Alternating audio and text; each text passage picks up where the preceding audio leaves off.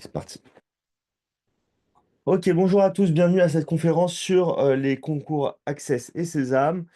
Donc je me présente, je m'appelle Johan, je suis du coup le directeur de Prépa Campus, je suis jury d'admission à l'ESSEC et enseignant de stratégie à l'université Paris-Dauphine. Enfin du moins j'ai arrêté d'ailleurs d'enseigner à Dauphine, mais j'ai enseigné pendant plusieurs années aux troisième année de Dauphine en éco-gestion, en gestion d'ailleurs.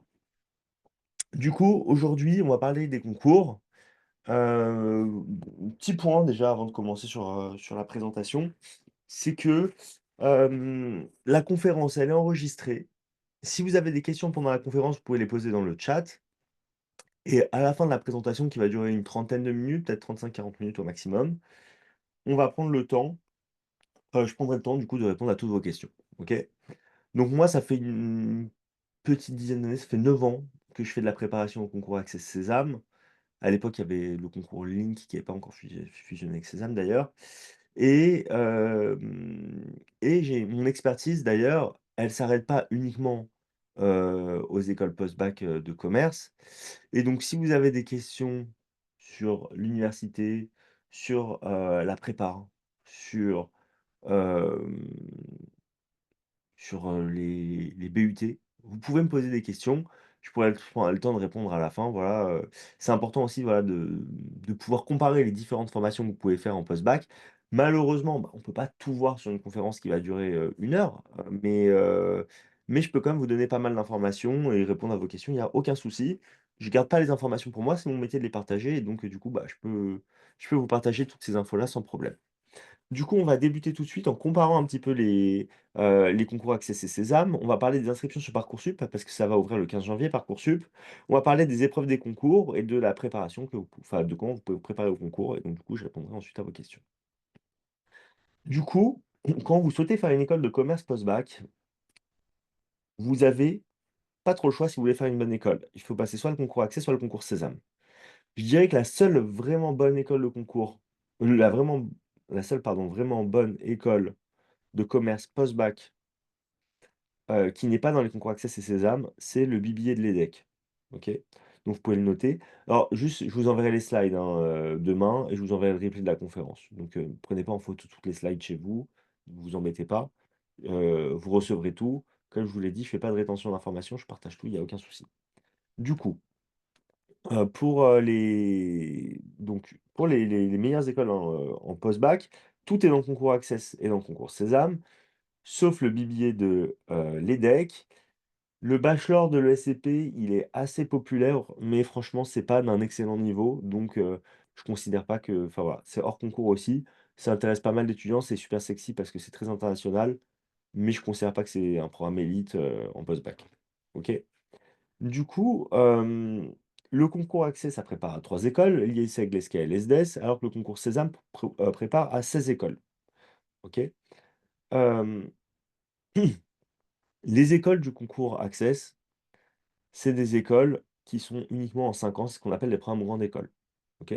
Donc quand vous faites, par exemple, une prépa et que vous rentrez en école de commerce, vous rentrez en programme grande école.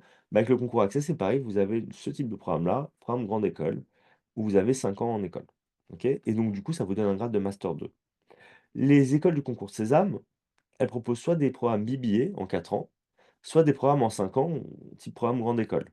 Certains, ça sont des programmes grande école. Et donc les meilleures écoles du concours Sésame, ça va être le BBA de l'ESSEC, ça va être le BBA de l'EM Lyon. Néoma, il y a un BBA aussi, un programme en 5 ans qui s'appelle pas programme grande école d'ailleurs. Et à l'EM il y a l'EM Normandie qui a un programme grande école qui est intéressant. Et donc voilà, c'est ça les meilleures écoles. Le fait que les études soient plus courtes, ça ne veut pas dire que le programme est moins bien. OK? Le seul truc, c'est qu'on est en France et en France, quand vous faites un BBA en 4 ans, vous avez l'équivalent d'une licence plus les crédits pour une première année de master. Mais le master 1 n'est pas un diplôme en France. Donc du coup, si vous faites un BBA, il faut absolument compléter avec une cinquième année, soit en école de commerce, soit à l'université. Donc vous n'aurez pas besoin de faire 2 ans de plus, hein, vous faudra rajouter juste 1 an pour avoir votre master 2. OK? Et donc du coup, c'est classique, hein, de faire ça. Et donc si vous faites un BBA, moi je vous recommande, hein, de compléter en faisant une cinquième année. Voilà. Le BBA, c'est calqué sur, en fait, le modèle anglo-saxon où en gros, bah, en 4 ans, vous avez votre diplôme. Sauf que nous, on est en France et en France, il faut une cinquième année. Voilà.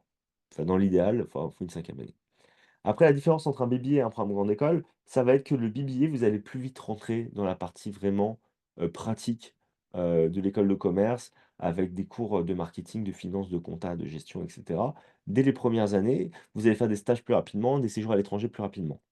Quand vous êtes dans un programme en 5 ans, programme grande école, type l'IESEG ou l'ESCA ou le Normandie, là, vous avez un peu plus de temps pour faire, bah, du coup, des matières plus, théoriques les premières années.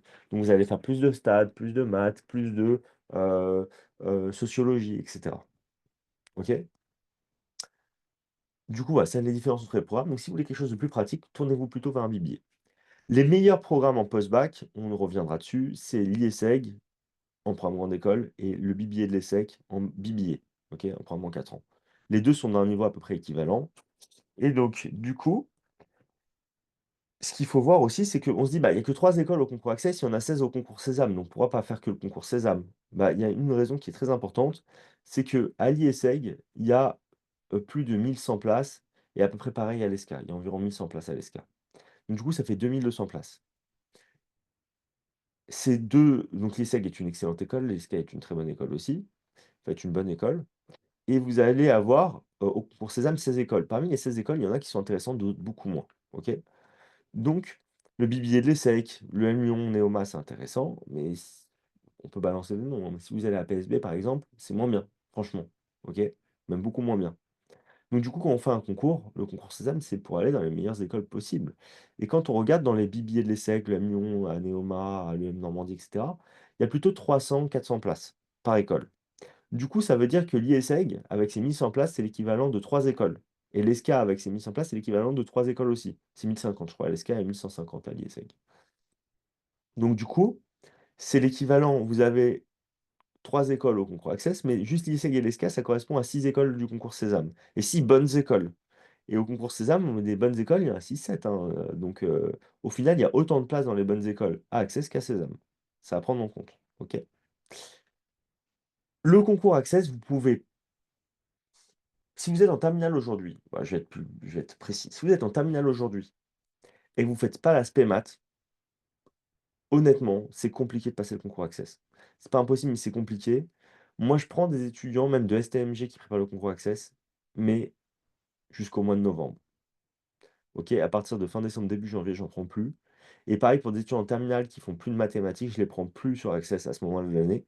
Parce qu'en fait, il y a tellement de choses à rattraper pour le concours Access que je considère qu'on n'a pas assez de temps.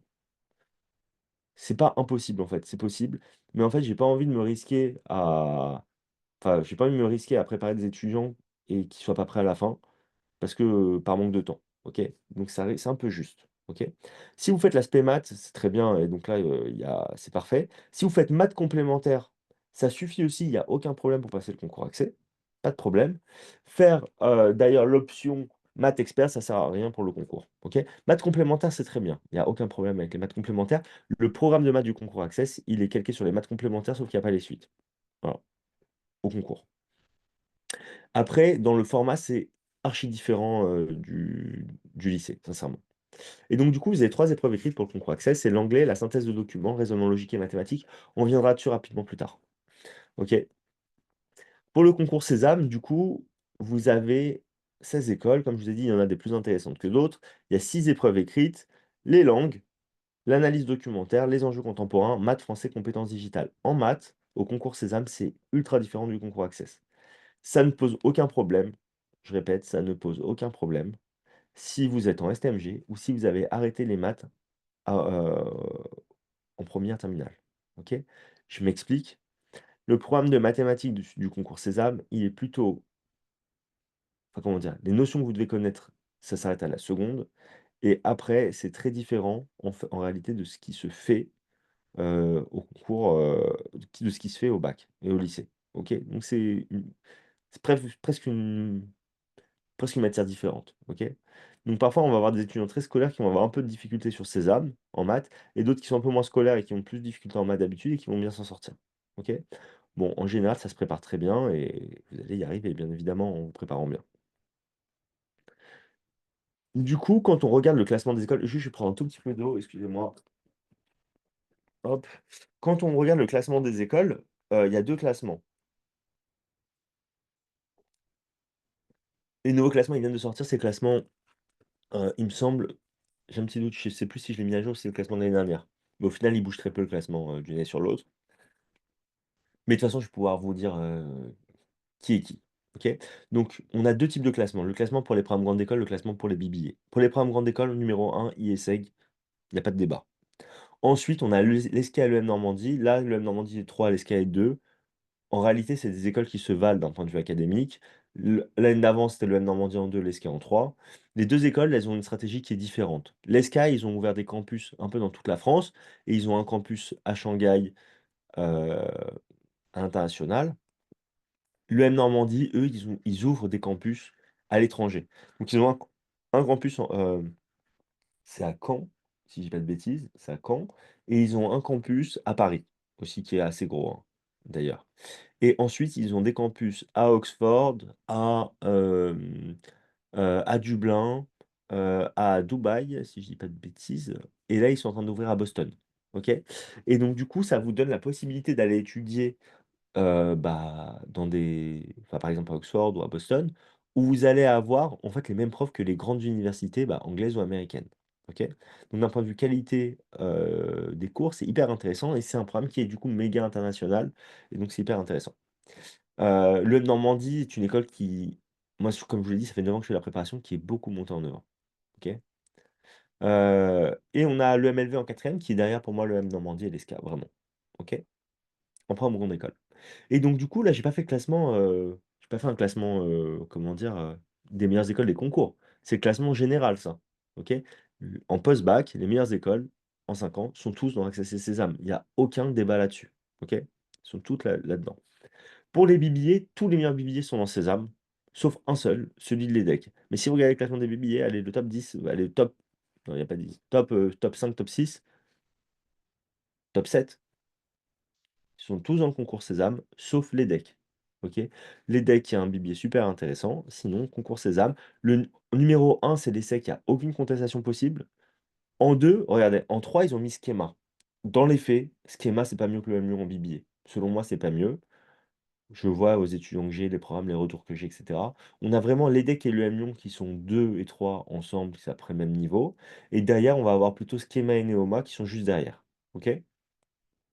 Mais, pour vous dire à quel point les classements, faut y prêter quand même, une attention un petit peu, particulière.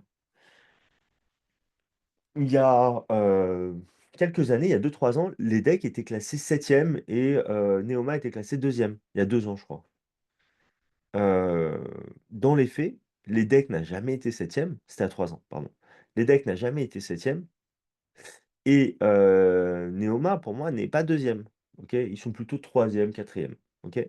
À l'époque, le M Lyon, ils étaient moins bons que maintenant en bibier. Parce qu'il est assez récent le bibier de l'EM Lyon et il s'est tout de suite installé parmi les meilleurs bibiers et là maintenant il est vraiment bien installé. Mais donc voilà, c'est ça qu'il fallait que je vous dise, c'est que attention, le classement n'est pas une vérité absolue et quand vous voyez Schema en troisième devant le l'EM Lyon, non. Enfin moi, pour moi, non, en tout cas. Et quand on voyait les decks 7e avant, non. Et il y a des classements où parfois on voyait les secs derrière les decks. Non plus, jamais de la vie, en fait. Les secs est meilleur en biblier que les decks, c'est plus sélectif, il y a un meilleur niveau, c'est un fait. OK? Donc voilà. Les classements, ils sont faits sur certains critères. C'est une formule mathématique, hein, presque qui fait le classement. Et alors qu'en réalité, en fait, d'une année sur l'autre, les classements ils bougent, mais le niveau des écoles, il bouge pas tant que ça au final. OK? Et le prestige des écoles ne bouge pas tant que ça. Donc ça, voilà, c'était pour un peu voir les écoles. Et du coup, je pense que ça peut être intéressant aussi d'avoir un petit peu une idée du calendrier des concours.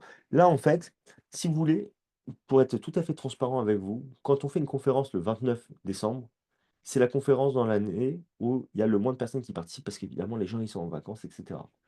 Par contre, tous les ans, je fais quand même une conférence à ce moment-là. Pourquoi? Parce que c'est un des meilleurs timings, en fait, pour prendre de l'information. Parcoursup, ça ouvre le 15 janvier. OK? Vous aurez entre le 15 janvier et le 13 mars pour faire tous vos vœux sur Parcoursup. Donc quand vous faites vos vœux, ça veut dire que, vous allez pouvoir choisir dans quel parcours vous allez postuler.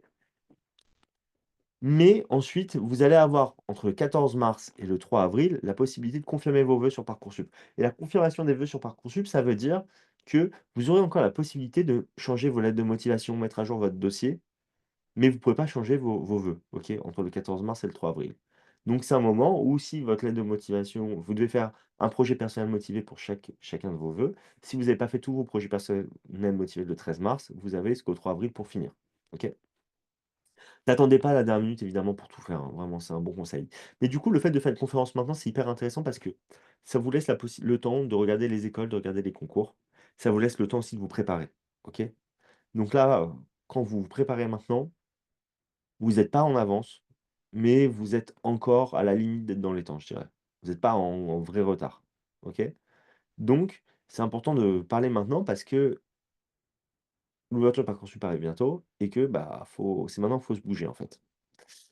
Du coup, entre janvier et avril, voilà, vous allez pouvoir faire vos vœux sur Parcoursup. Je vous expliquerai un peu plus en détail comment ça fonctionne, juste après.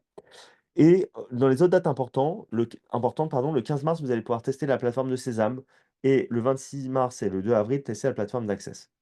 Juste pour vous dire, ils appellent ça des concours blancs, pour Sésame et pour Access.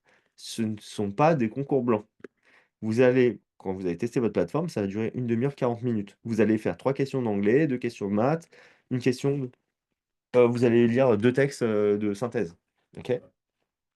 Donc, ça va vous préparer à rien du tout. La seule chose que ça va faire, et c'est très important, c'est que les concours Access Sésame se passent à distance sur votre ordinateur en ligne.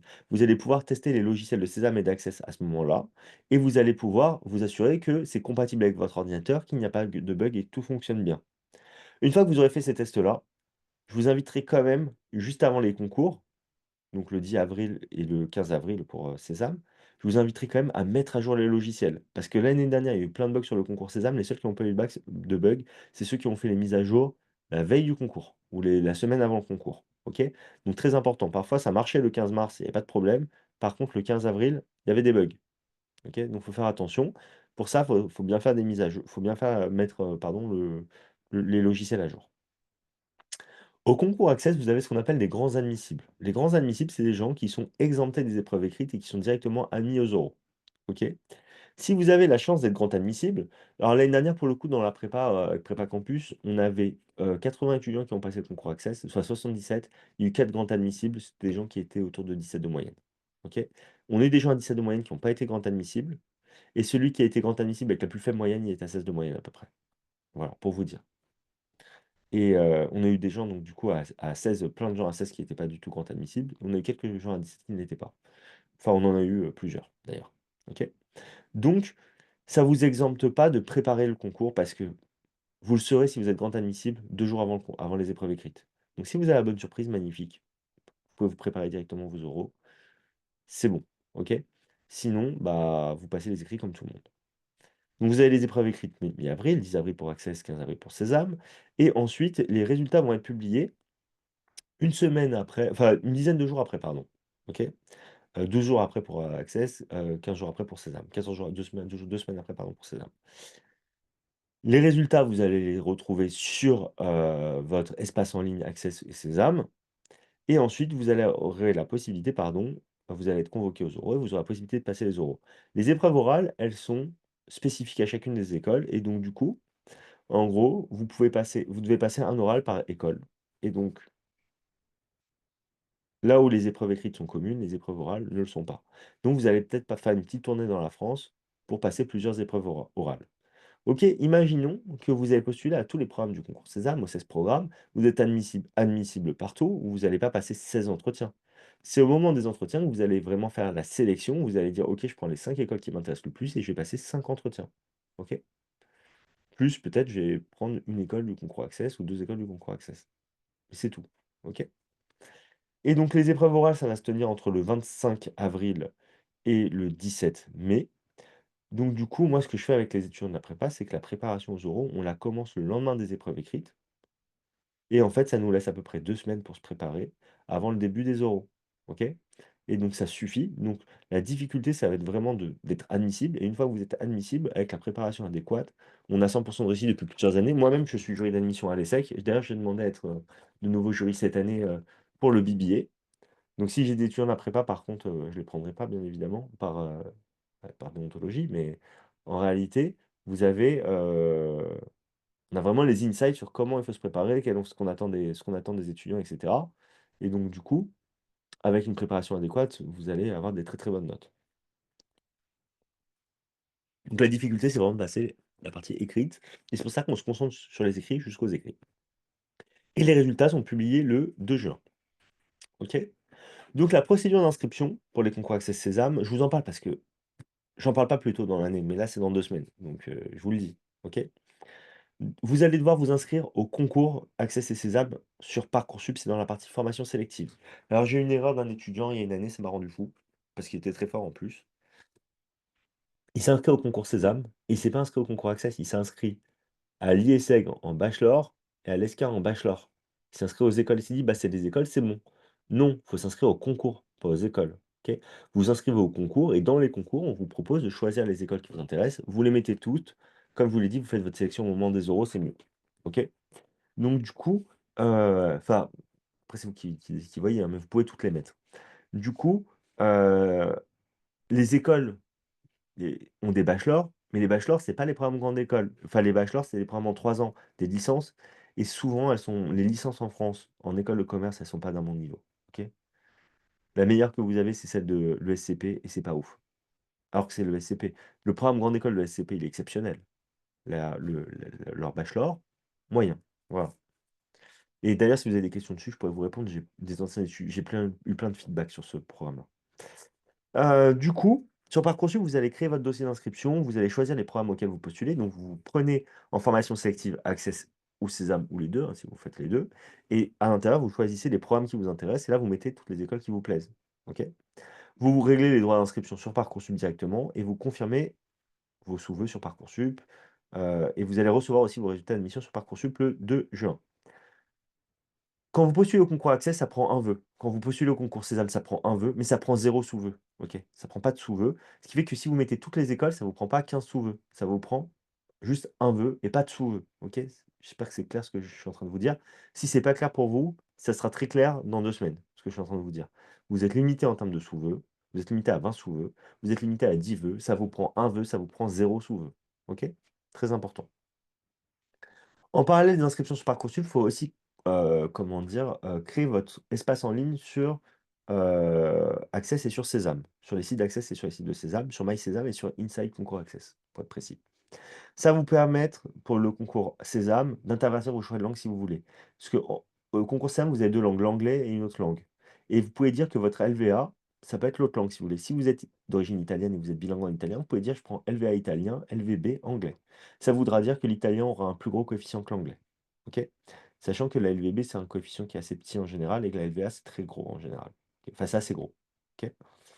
Vous allez pouvoir recevoir tous les mails du concours, avoir votre convocation pour le concours sur, votre espace en ligne sur le site, des concours. Vous pourrez consulter vos résultats aux écrits aussi et prendre rendez-vous pour les oraux. Les résultats définitifs, vous les aurez sur Parcoursup par contre. Si vous avez un tiers-temps et bah, c'est à ce moment-là qu'il faudra du coup, au moment de vos inscriptions, qu'il faudra le déclarer. La déclaration, elle doit se faire, hem, sur, pardon, elle va se faire directement, pardon, auprès des écoles. J'ai eu un bug et donc pour, Sésame, il y a un mail à envoyer à aménagement@concourssésame.net et pour Access, pareil, c'est la demande est faite en ligne via votre espace. OK? Vous pouvez les appeler aussi si vous avez besoin de renseignements complémentaires, vous pouvez me demander, je vous dirai, précisément comment faire. OK? Du coup, on va vous demander pour le concours Sésame de faire une lettre de enfin pour les concours de faire une lettre de motivation. Je passe très rapidement dessus, mais en fait, c'est des informations intéressantes. Du coup, je vous le dis. Donc le projet personnel motivé, c'est une lettre de 1 500 caractères à faire. Elle est commune à toutes les écoles des concours. Donc vous pouvez pas faire une lettre ciblée pour, l'ESSEC, si c'est l'ESSEC qui vous intéresse, une lettre ciblée pour l'EM Lyon et cetera. En gros, vous faites une lettre qui va être commune et qui va expliquer pourquoi vous souhaitez faire une école de commerce, OK? Et donc pourquoi, par exemple, un BBA peut vous intéresser ou pourquoi un programme grande école peut vous intéresser selon voilà. Ce que vous faites. Par contre, vous aurez une lettre pour Access et une lettre pour Sésame. OK? Et donc du coup, ce document-là, ça va vous permettre de mettre en avant, bah, vos points forts, d'expliquer votre projet et de dire un peu de parler de ce que vous faites en dehors des cours qui peut être intéressant et qui peut vraiment vous mettre en valeur. Et donc un bon plan, c'est 1 500 caractères, c'est très court, hein. Donc un bon plan, ça peut être de se présenter en une phrase, dire qui vous êtes, pourquoi, voilà, à quoi vous postulez. Présenter votre projet professionnel qui explique, bah, pourquoi vous avez besoin de faire une école de commerce.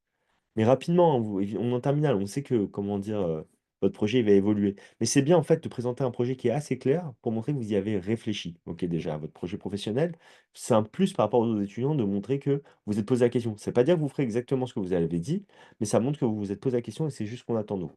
OK? Faut expliquer aussi ce que les écoles vont vous apporter et pourquoi, en fait, vous en avez besoin pour mettre à bien votre projet professionnel, pourquoi vous avez besoin des écoles.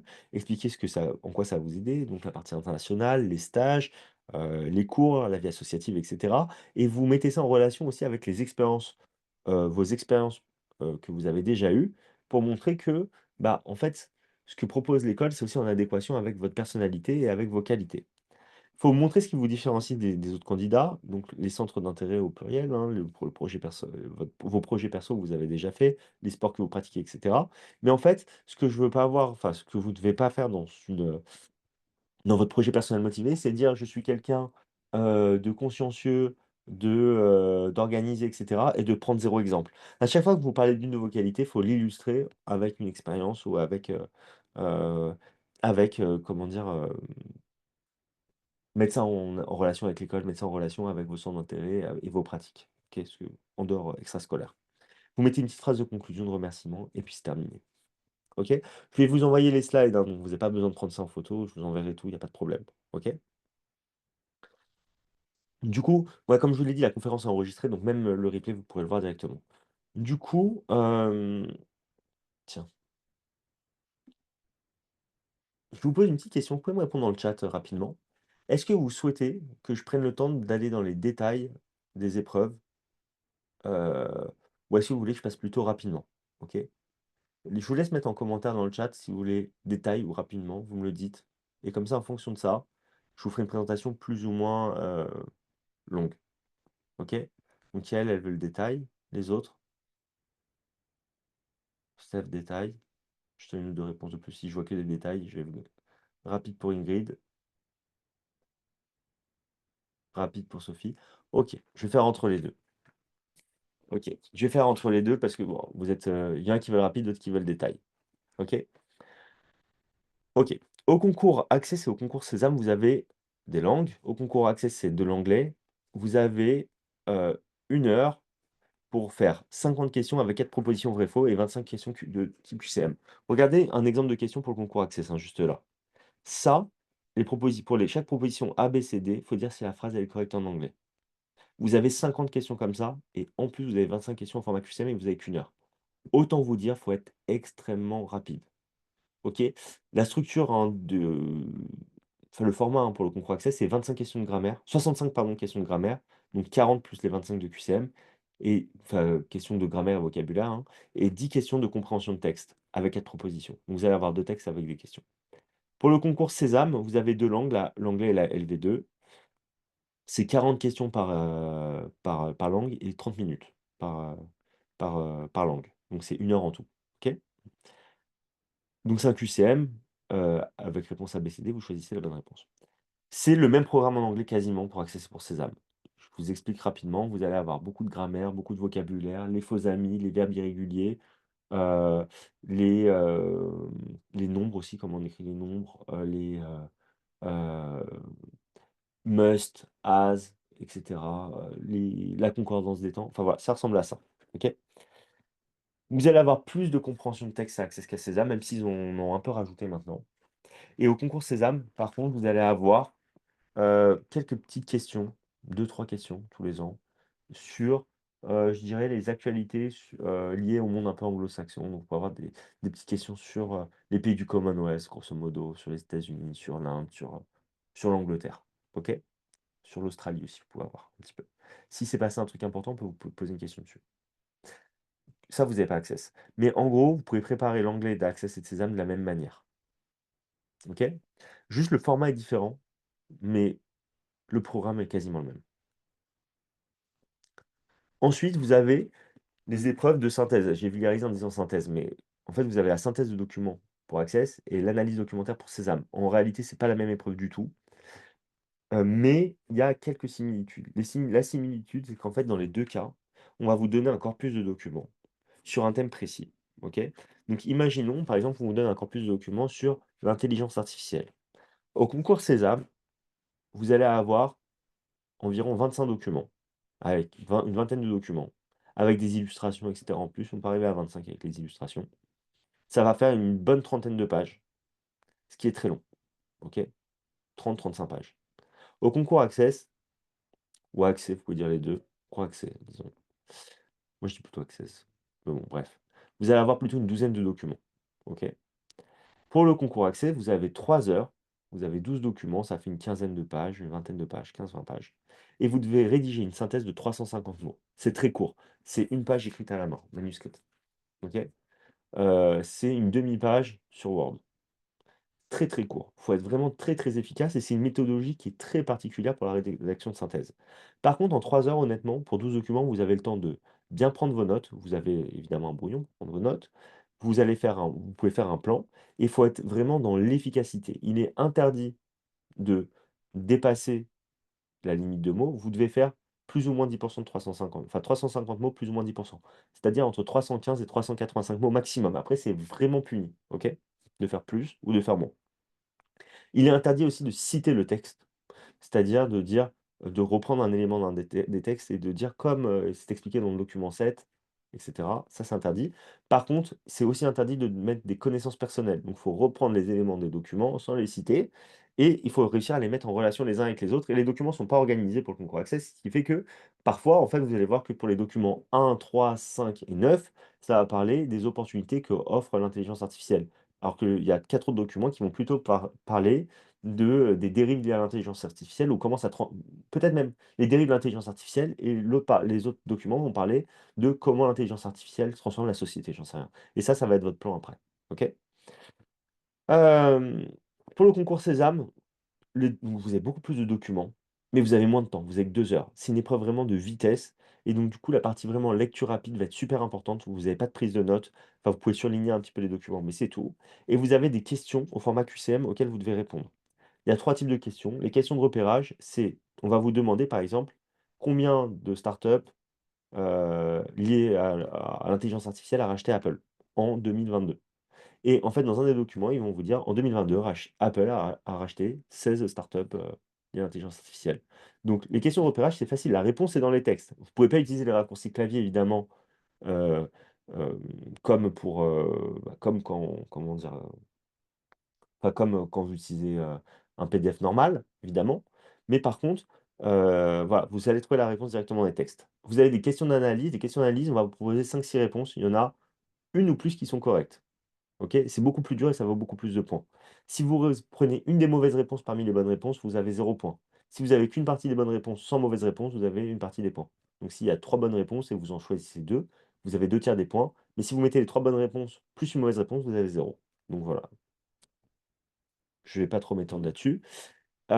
Du coup, parce que j'essaye de faire un peu plus vite et la dernière partie, ça va être les questions de synthèse. Une synthèse a déjà été rédigée et vous devez compléter les trous, choisir la bonne problématique, choisir, les bons mots, enfin remplir les trous, choisir le bon titre des parties et cetera et tout est dans la nuance. La problématique, ils vont proposer 4 problématiques. Il y en a une, elle va être un peu hors sujet ou en tout cas ça va être un contresens. Il y en a une, elle va être très bien, mais par contre, elle va pas prendre, tout le corpus de documents, en comment dire? En compte.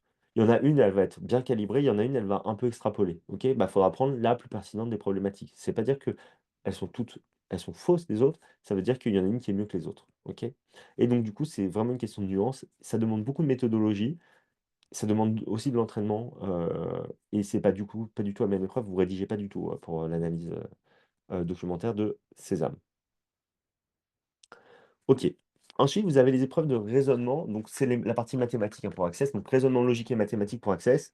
Si vous voulez, pour la partie mathématique, comme je vous l'ai dit, ça correspond au programme de maths complémentaires, sans les suites.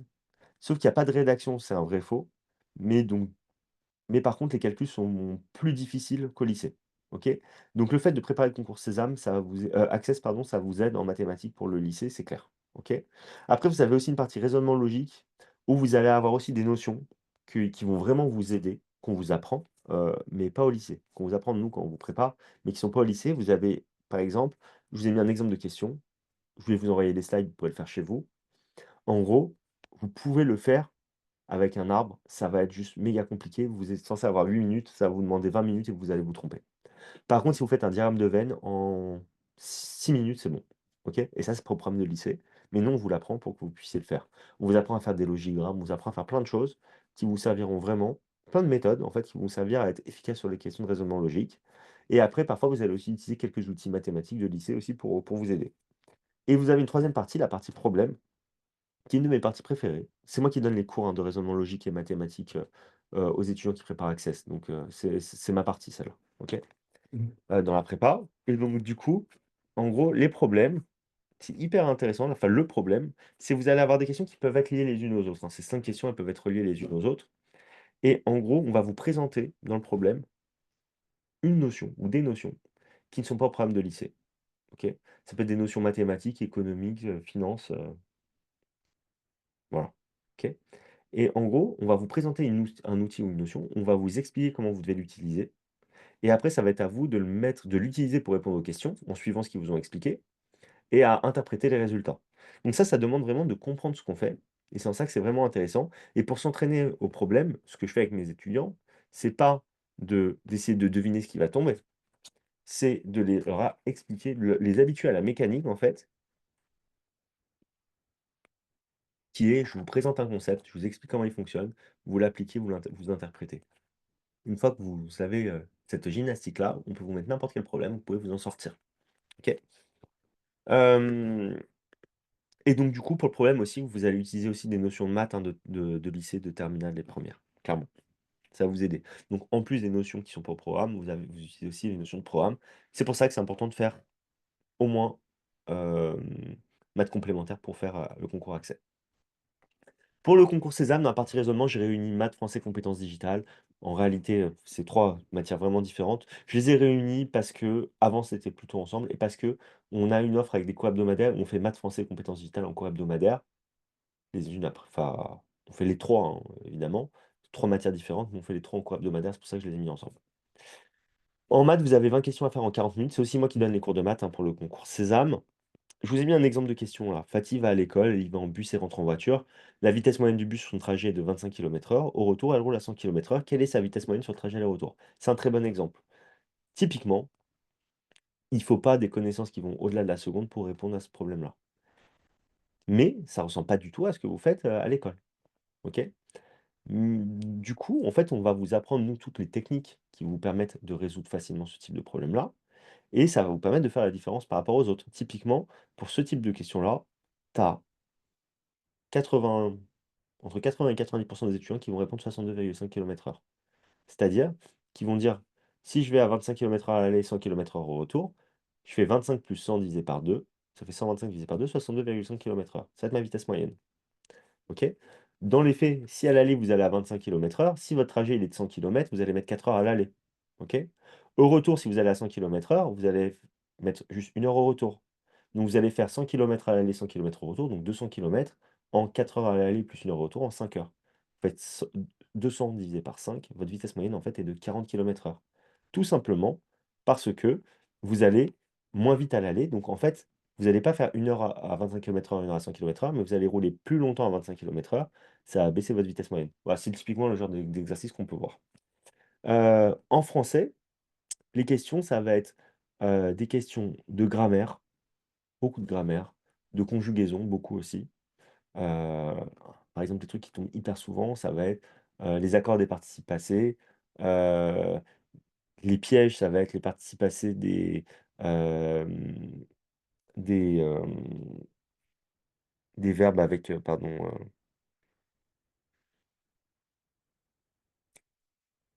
avec un des verbes pronominaux, pardon, excusez-moi, le mot m'échappait, qui ont des règles particulières. Vous allez avoir, enfin bref, beaucoup de grammaire et vous allez aussi avoir des questions, de littérature, programme bac français. OK? Pour les compétences digitales, ça va plutôt être calqué sur ce qui se fait à la certification PIX. On va vous poser beaucoup de questions sur l'utilisation des outils, type, Word, Excel et cetera, donc comment utiliser des formules et cetera. pour un tableur, notamment.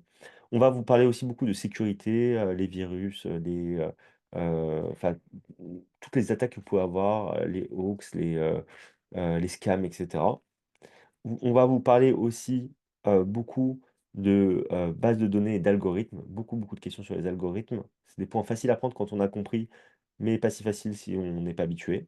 Enfin même assez compliqué si on n'est pas habitué et vous allez avoir des questions vraiment sur aussi comment organiser son environnement numérique et quelles sont les bonnes pratiques, en ligne. OK? Voilà, c'est la certification PIX en gros. Et enfin, dernière chose, vous allez avoir les enjeux contemporains pour le concours Sésame. Les enjeux contemporains pour le concours Sésame, c'est des questions sur les actualités des 10 mois avant les concours. OK? Ça, on le travaille entre janvier et mars, avec Prépa Campus parce que en fait, on attend que les actualités, elles passent pour pouvoir, travailler ça et donc on finit le dernier cours fin mars quand les programmes s'arrêtent pour le concours Sésame. Voilà. Du coup, si vous souhaitez vous préparer seul au concours, voilà, quelles sont les choses que vous pouvez faire? Donc première chose, pour le concours Sésame, si vous avez l'application Concours Sésame 2025 qui est très bien faite, mais il y a un gros problème, enfin il y a plusieurs problèmes. Premier problème, c'est qu'il y a pas beaucoup de questions et deuxième problème, c'est que les questions sont plus faciles que le vrai concours. Du coup, bah, vous risquez d'être surpris par le niveau de difficulté le jour J si vous utilisez que l'application Concours Sésame. Là où elle est vraiment bien faite, je trouve, c'est que quand vous faites une série de questions, c'est des séries de 10 questions qui ça se fait rapidement dans son lit, franchement, c'est vraiment pas mal de ce point de vue-là. Ça peut être une petite révision juste avant de se coucher, on se fait une petite série, ça prend 10 minutes et quand vous regardez la correction, les corrections, elles sont bien expliquées, moi, je trouve.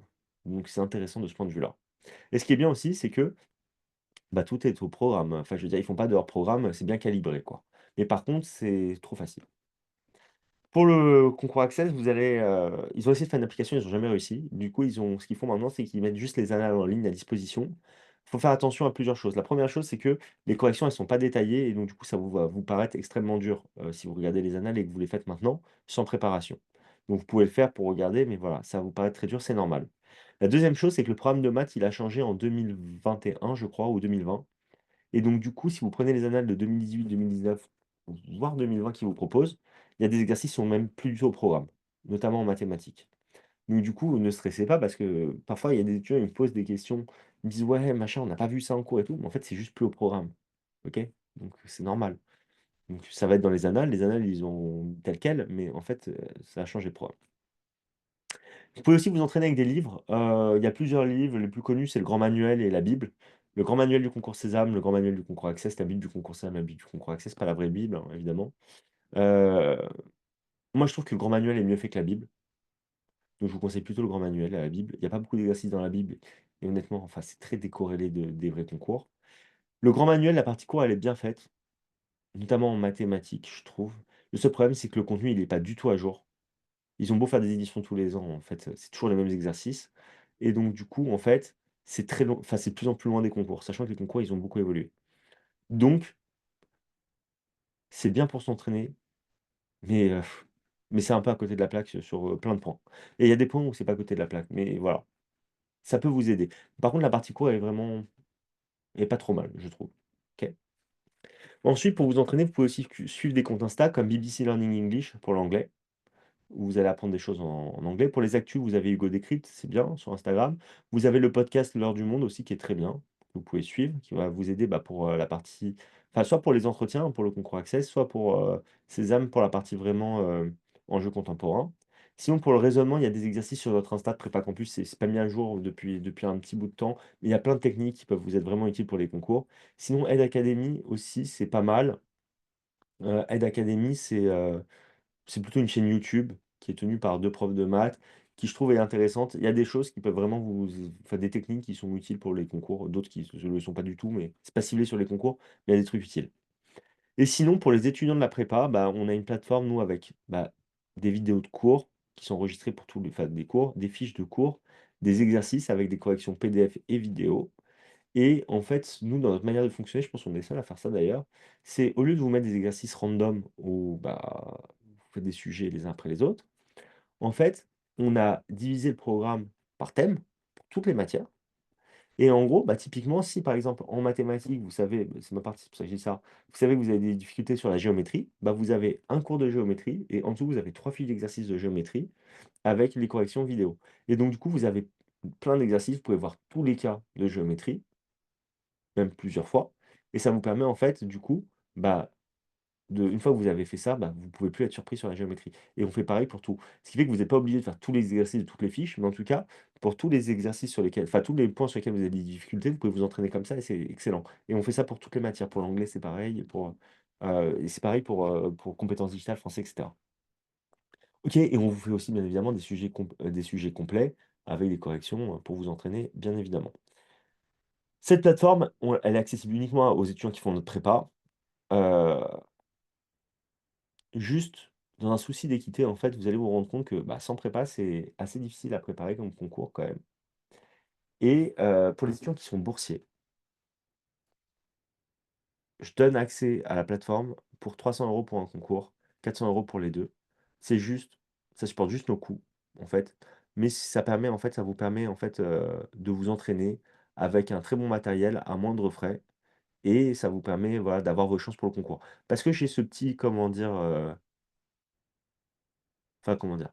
Je trouve c'est important de restaurer un peu d'équité quand même pour le concours. Il y a un tel avantage à faire une préparation que, voilà. Le fait de je peux pas on fait beaucoup de cours en petit comité et cetera, donc bah, on peut pas je fais des prix, hein, d'ailleurs pour ceux qui sont, pardon, boursiers, sur ces préparations-là aussi, mais ça risque d'être cher quand même. Alors que là, pour 300-400 €, c'est un effort, mais c'est jouable souvent. OK? Et vous avez accès au concours. Après, ce qu'il faut savoir, c'est quand vous allez postuler aux écoles, heu, on peut parler un peu du financement des études, hein. C'est des années à c'est quelle que soit l'école, c'est à peu près 10 000 € l'année, 10 entre 10 et 12 000 € l'année.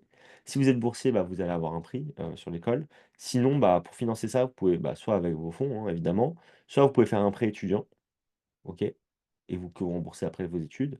Soit vous pouvez faire aussi une alternance pour pas payer les 2 dernières années d'études.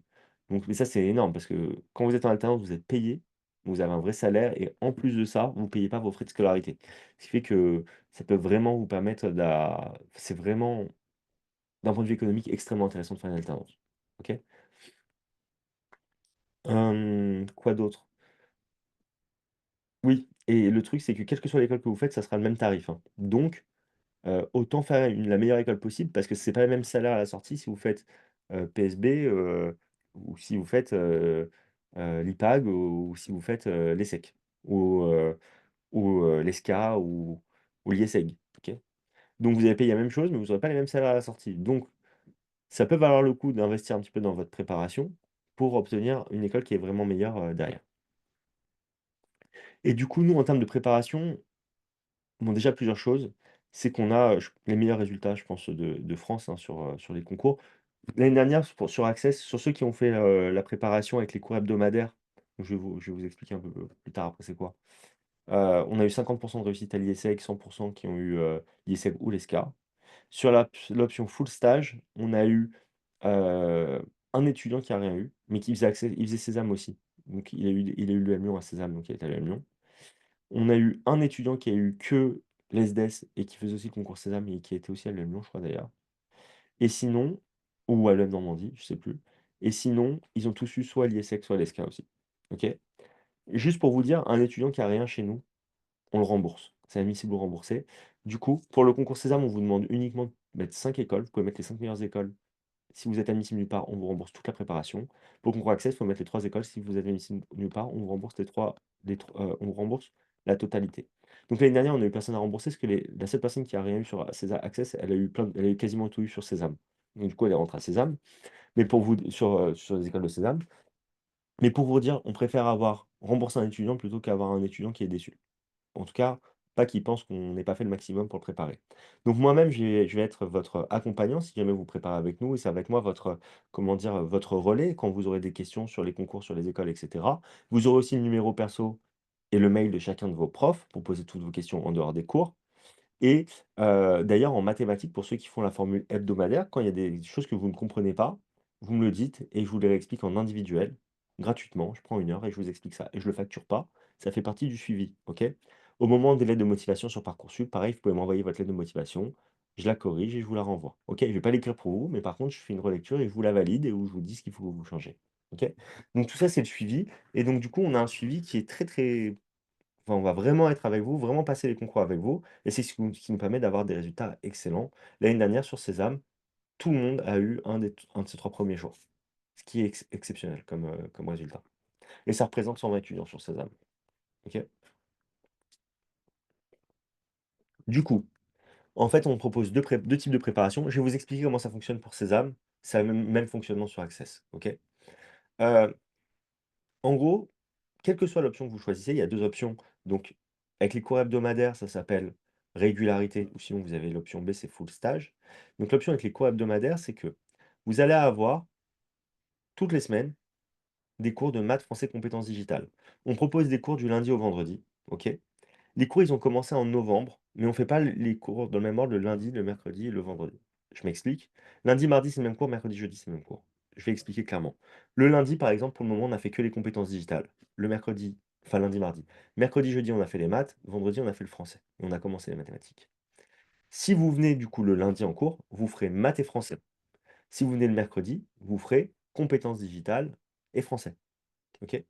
Et cetera, et ainsi de suite. Ce qui fait que si vous souhaitez vous préparer avec nous en faisant les cours hebdomadaires, si vous souhaitez faire tout le programme, il faudra venir tous les lundis, par exemple, et après, vous pouvez venir pour, les compétences digitales, soit le mercredi, le jeudi ou le vendredi, pour compléter. OK?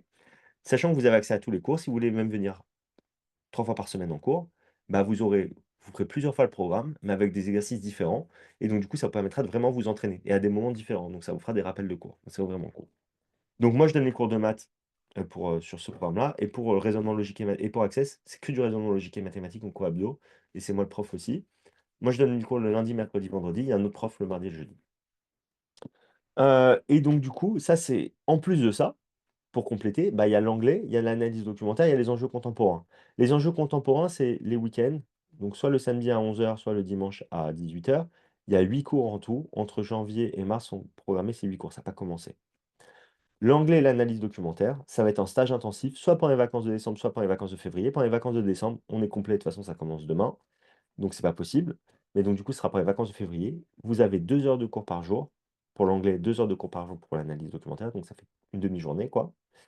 Et vous êtes 3 par cours maximum pendant ces cours-là. Et ces cours-là, ces stages, vous pouvez les faire soit en présentiel, soit à distance. Les cours hebdomadaires et le module d'enjeux contemporains, c'est uniquement à distance. Donc ça, c'est pour l'option régularité avec des cours toutes les semaines. La deuxième option qu'on a, c'est l'option full stage, où vous allez en fait tout faire sous la forme de stage intensif. Donc du coup, au lieu d'avoir 4 heures de cours par jour en stage intensif, vous aurez 7h30 de cours par jour. Donc ça va vous jeter maths, français, compétences digitales en stage. Par contre, le module enjeu contemporain sera toujours les week-ends, ça bouge pas. OK? Si vous ratez un cours hebdo, ils sont enregistrés, mis en replay sur la plateforme. Et donc, du coup, si vous inscrivez aujourd'hui et que vous voulez rattraper des cours que vous avez ratés, vous pouvez les voir en replay sur notre plateforme. Et si vous avez des questions, vous les posez à vos profs. Ça fonctionne pareil pour Access. Vous avez anglais et synthèse en stage intensif et raisonnement logique et mathématique en cours hebdo, ou alors le tout en cours hebdo et le tout en stage intensif, pardon. Et là, du coup, c'est 7 heures par jour. Et enfin, si vous faites Access Sésame, bah, du coup, bah, faut venir au cours hebdo de Access et de Sésame si vous voulez faire les 2. Plus, vous avez stage, anglais, analyse documentaire, synthèse. Ou alors vous faites tout sous la forme de stage intensif, mais là, ça vous prendra vos 2 semaines si vous faites la formule full stage pour Access Sésame. C'est beaucoup d'infos, je pourrais vous renvoyer de la doc si vous avez des questions ou répondre à vos questions directement. Mais en gros, ça prend 2 semaines de stage si vous faites full stage pour Access Sésame. Et vous pouvez tout faire du coup à distance ou en présentiel en stage. Les cours hebdo, c'est qu'à distance. Voilà, du coup, juste pour vous dire, 97 avis sur Google, 97 fois 5 étoiles. OK, on n'a jamais eu 4 étoiles. Heu, Là, je vous ai mis juste les derniers avis.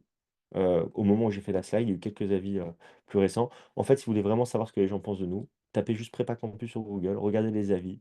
C'est notre meilleure pub et c'est vraiment ce qui vous montre qu'on travaille de manière très, très bonne manière et qu'on est très efficace et la particularité qu'on va avoir, c'est qu'on va avoir un suivi enfin des cours en petit comité pendant les stages, un suivi très proche des étudiants, heu, enfin pendant tout au long de l'année en réalité.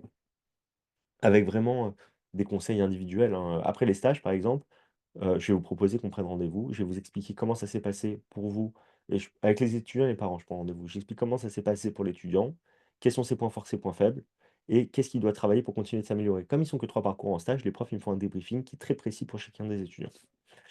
Hem, voilà, c'est tout ce que j'avais à dire, hein, sur les concours, heu, Access Sésame. Si vous avez des questions, bah, je vais y répondre tout de suite et j'espère que j'ai pas été trop, trop, trop long. Alors, si vous avez des questions, voilà, je vous laisse les poser tout de suite.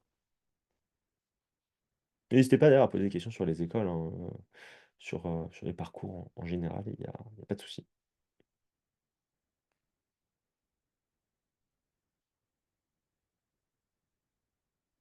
Une question, vous le posez dans le chat.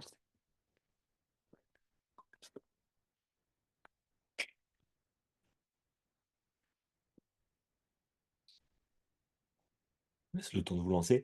Peut-être je peux vous rajouter quelques informations complémentaires, hein, le temps que vous décidez peut-être à poser des questions et si vous avez pas de questions, on pourra conclure, la réunion. Hem, du coup, les étudiants, on me demande souvent, on me demande souvent: «Est-ce que c'est compliqué de préparer Access et Sésame en même temps? Est-ce que c'est pas trop long?» On me demande aussi beaucoup: «Est-ce que c'est similaire?»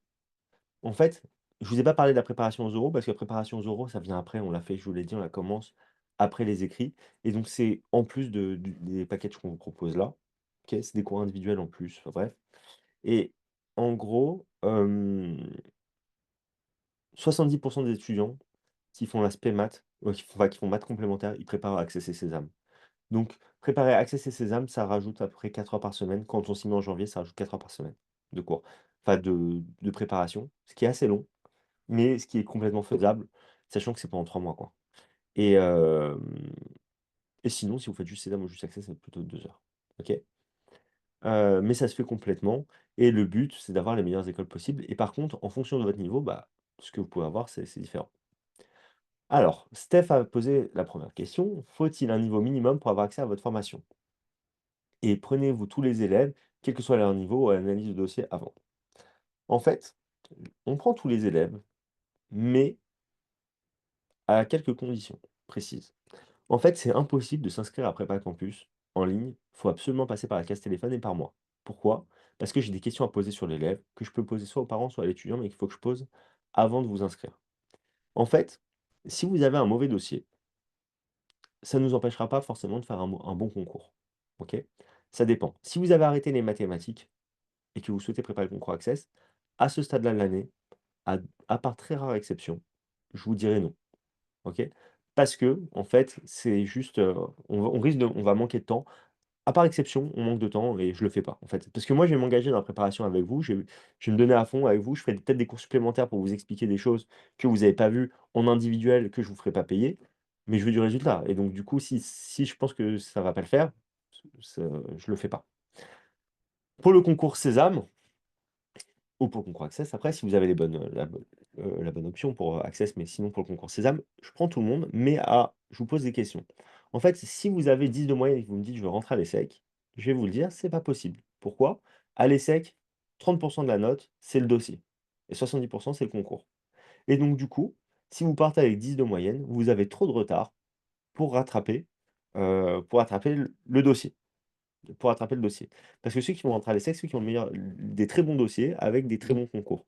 Donc si vous êtes à 14-15, c'est faisable, ça va être dur à 14-15, mais c'est complètement possible, alors qu'à 10, c'est mort. Je le sais déjà. Par contre, si vous souhaitez faire il y a des écoles qui sont très bonnes et qui mettent un petit coefficient sur le dossier, bah, du coup, ça va jouer sur le concours et là, si vous le préparez, il y a pas de problème, OK? Juste la seule condition pour la partie admissible remboursée, c'est de venir au moins une fois par semaine en cours et de faire tous ces stages, OK? Et si vous faites ça, moi après je vous suis d'assez près pour que s'il y a un décrochage ou s'il y a un problème, j'en parle avec l'étudiant et dans le pire des cas, j'en parle avec les parents. OK? Si jamais on a un problème. Et pareil, j'attends des parents qui me disent la même chose. Il s'est passé un événement, écoutez, c'est pour ça il vient moins souvent en cours depuis 2 semaines, il a une baisse de motivation et cetera. Ce que je vais faire, c'est que je vais appeler l'étudiant, je vais lui dire: «Ah machin, je te propose de faire un bilan, de voir où tu en es et cetera». Je le prends en individuel, je le rebooste, et je lui redonne confiance en lui s'il a besoin. Je S'il a des lacunes sur un point, je réexplique, je prends le temps de combler ses lacunes et après on est reparti. OK? Mais donc du coup, la sélection, heu, elle est, elle est plus sur, disons, le projet et la motivation. Je veux juste être sûr que vos attentes correspondent à ce que vous pouvez vraiment avoir. OK? Si jamais vous me présentez un projet qui est impossible, je vous le dirai et comme ça, au moins, vous ne lancez pas dans un truc qui va mener à un échec. OK?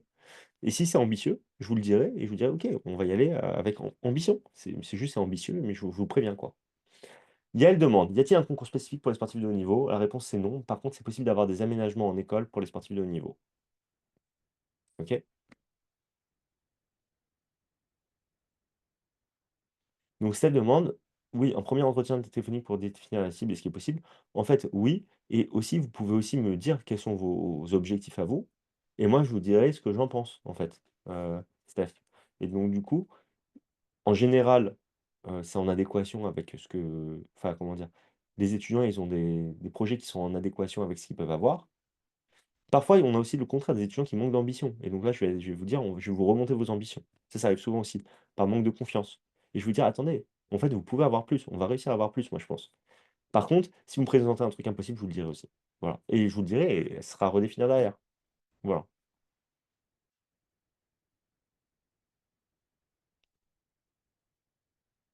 Est-ce que vous avez d'autres questions?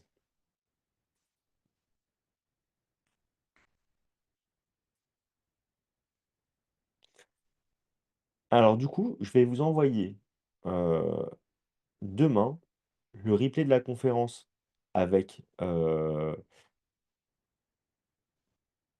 alors, je vais répondre à la question de Saf. Donc, je vous enverrai demain le replay de la conférence, les slides et du coup, bah, dans les mails déjà que vous avez reçus, pour, enfin, comment dire? Pour, de rappel de la conférence, il y a mon numéro de téléphone, il y a mon mail. Si vous voulez, vous inscrire à une de nos préparations ou avoir des renseignements, vous m'envoyez un SMS aujourd'hui si vous le souhaitez et je vous rappellerai demain ou sinon on s'appelle demain. Du coup, Steph demande: le 2 juin, il y a les résultats. Est-ce qu'il y a une liste d'attente? Alors oui, le 2 juin, il y a les résultats. Vous allez avoir 3 types de résultats possibles. Admis, sur liste d'attente, refusé. Si vous êtes admis, bah, du coup, génial. Si vous êtes sur liste d'attente, vous pouvez attendre. Enfin, vous pouvez savoir dans quelle position vous êtes sur la liste d'attente et vous pouvez savoir aussi, heu quel était, le rang du dernier candidat pris de la liste d'attente l'année d'avant? Je m'explique. Imaginons, vous êtes sur liste d'attente pour les ESSEC. Vous voyez, vous êtes 250e de la liste d'attente et vous voyez l'année dernière, le dernier prix de la liste d'attente était le numéro 150. Vous savez que ça va être compliqué d'être pris. Ou si vous voyez le dernier prix de l'année dernière, c'était le numéro 400, vous vous dites: «Ça va sûrement passer» et en fait, ce que vous pouvez faire, c'est dire: «Je j'accepte une école, j'accepte d'aller à l'EM Lyon, en attendant d'avoir les résultats de la liste d'attente de l'ESSEC. Ce qui fait que si vous êtes pas pris à l'ESSEC à la fin, en attendant, si vous n'êtes pas pris à l'ESSEC à la fin, bah, votre place à l'EM elle est réservée. Si jamais vous êtes pris à l'ESSEC, à la fin vous dites: «J'accepte définitivement l'ESSEC et je laisse tomber tous mes autres vœux» et ça va libérer des places en liste d'attente à l'EM OK? Hem, j'espère que j'ai été clair. Sophie demande: «Demandez-vous des exercices à faire en dehors de la préparation?» On ne donne pas de devoirs aux étudiants en dehors de la préparation parce qu'on fait tout bien en cours. Par contre, on leur donne accès du coup à notre plateforme où il y a plein d'exercices qu'ils peuvent faire qu'on ne va pas contrôler, évidemment. On va leur conseiller des exercices à faire en fonction de leurs difficultés après les stages et on va aussi leur envoyer pour le coup des devoirs qu'on va pas contrôler, mais comment dire? On met un peu les bouchées doubles sur les 5 semaines avant le concours. C'est le moment où on met vraiment les bouchées doubles et là, on donne plus de travail. Mais sinon, on donne pas de devoirs aux étudiants. Ah oui, à quel moment de la journée ont lieu les cours? C'est le soir. C'est entre 18h et 20h15. Donc selon les journées, c'est soit de 18h à 19h, soit 19h15, 20h15, sachant qu'en fait, il y a tous les jours Access ou Sésame. Donc par exemple, le lundi, c'est 18h Sésame, 19h15 Access. Le mardi, c'est le même cours que le lundi, hein. Et le mardi, c'est le contraire. C'est 19h, 18h Access, 19h15 Sésame. Mercredi et jeudi, c'est aussi les mêmes cours et vendredi, c'est différent. Donc, si vous venez le lundi, le mercredi, le vendredi, vous ferez 3 cours différents, bien que vous ferez plusieurs fois le programme, hein. On fait tout le programme le lundi, tout le programme le mercredi, tout le programme le vendredi. Par contre, si vous venez lundi, vendredi, vous allez juste faire 2 fois la même chose. Et donc du coup, c'est le soir et le vendredi, c'est un peu plus tôt, c'est 17h30, 18h30 et 18h45, 19h45. De toute façon, si vous êtes vraiment intéressé pour vous inscrire, je vous enverrai je vous redonnerai le détail, des cours. OK? Je peux vous le donner tout de suite d'ailleurs. Pour Sésame, voilà. Lundi et jeudi, c'est 18-19. Mardi, mercredi, c'est 19h15, 20h15. et le vendredi, c'est 18h45, 19h45. Ça, c'est pour Sésame. Donc lundi, jeudi, 18h, 19h15 le mercredi et le mardi, mercredi, vendredi, 18h45. Pour Access, c'est le contraire, c'est 19h15 le lundi et le jeudi, c'est 18h le mardi et le mercredi, c'est 17h30 le vendredi. Hem, iPhone demande, donc je connais pas, j'ai pas la personne. Pour un élève dit moyen, 12 de moyenne générale en terminale spé maths, quel concours recommandez-vous? Ça dépend de vos objectifs. Honnêtement, avec 12 de moyenne, l'ESCA, je pense qu'on peut y arriver, hein, vraiment. L'IESEG, en étant très bon, on pourrait y arriver. Sur Sésame, l'ESSEC, c'est mort. Heu, Après pour tout le reste, en se préparant bien, on peut y arriver, OK? Mais, on part avec du retard aussi pour la Lyon, mais retard qu'on peut combler en faisant un très bon concours. Et quand on se prépare avec nous, c'est pour faire un très bon concours. Donc le but, c'est qu'on rattrape, OK? Ça. Est-ce que les cours sont uniquement en présentiel ou aussi en distanciel? Les cours hebdomadaires, c'est uniquement en distanciel. Les étudiants, ils ont pas le temps après, leur journée de cours, de faire une demi heure de métro pour venir en cours et en réalité, en fait, on a 65 de nos étudiants, 60 un bon 60 des étudiants qui sont pas du tout en région parisienne, OK? Pour les stages intensifs, vous avez le choix entre présentiel et distanciel et donc là, par exemple, le stage de décembre, il commence demain. Il y a une partie d'étudiants qui vient en présentiel, une autre partie fait tout à distance. On a plus d'étudiants à distance qu'en présentiel. On a des aussi bons résultats par contre à distance qu'en présentiel. Aucun problème avec ça. En full stage, quels sont les horaires? En fait, ça va être, si vous faites tout sur une semaine, par exemple pour Sésame, ça va être grosso modo de 9h à 18h30 à peu près. Avec des pauses, hein, avec des pauses. OK? En fait, il y a 7h30 de cours, donc le cours de maths, c'est 1h30 et les autres cours, c'est des cours de 2 heures. Donc si vous commencez par le cours de maths, vous commencez à 9h30 et vous finissez à 18h45. Si vous finissez par le cours de maths, vous finissez à 18h15 et vous commencez à 9h. Voilà. Pour, Access, c'est à peu près pareil. C'est juste que c'est 7 heures de cours au lieu de 7h30 par jour. Donc du coup, c'est à peu près grosso modo, 9h30, 18h15. Voilà. Après, vous avez la possibilité de répartir ça sur vos 2 semaines de stage, de vacances, pardon. Vous pouvez très bien dire: «En fait, je fais 2 fois une demi-journée». Donc sur 2 semaines, je fais, par exemple, que le matin, la première semaine et je fais que le matin la deuxième semaine, donc l'après-midi la deuxième semaine. Je vous donnerai pas la flexibilité de choisir si vous faites que le matin ou que l'après-midi, à part si vous avez, comment dire, des contraintes très fortes. Mais par contre, ce que je vous promets, c'est que si prenez vous le séparez sur 2 semaines, vous serez soit le matin, soit l'après-midi sur la semaine. Je ne ferai pas un truc à cheval avec un trou au milieu, OK? Vous n'aurez pas de trou dans votre journée. Soit vous avez vos 2 cours le matin, soit vous avez vos 2 cours l'après-midi. Les seules personnes qui peuvent se retrouver un peu à cheval, c'est ceux qui s'inscrivent juste avant, en full stage. Et là, en effet de toute façon, quoi qu'il arrive, on est limité en termes de place et il y a pas on permettrait pas le 15 février, vous ne pourrez pas vous inscrire au stage, du 20 février, c'est impossible. Là, par exemple, pour vous dire, le stage de décembre, il était complet, à peu près 3 semaines et demie avant. Ça veut dire qu'en fait, on est limité en termes de profs. Vous êtes que 2 ou 3 parcours en full stage, enfin en stage intensif. Donc en fait, au bout d'un moment, on n'a plus de prof d'anglais, on n'a plus de prof, d'analyse documentaire, on n'a plus de prof de maths. Donc on est une équipe d'une vingtaine de profs. On ne peut pas prendre plus de en stage, en parallèle, sur une semaine, on ne peut pas prendre plus de 80 étudiants. Voilà, à peu près ça. C'est à peu près ça, ça dépend des cours, comment ils sont répartis et cetera. Si vous avez d'autres questions? Je suis désolé, je regarde souvent un peu à côté de la caméra, parce qu'en fait, le chat, il est sur un autre écran qui est juste à côté, donc du coup, je tourne la tête pour voir les questions.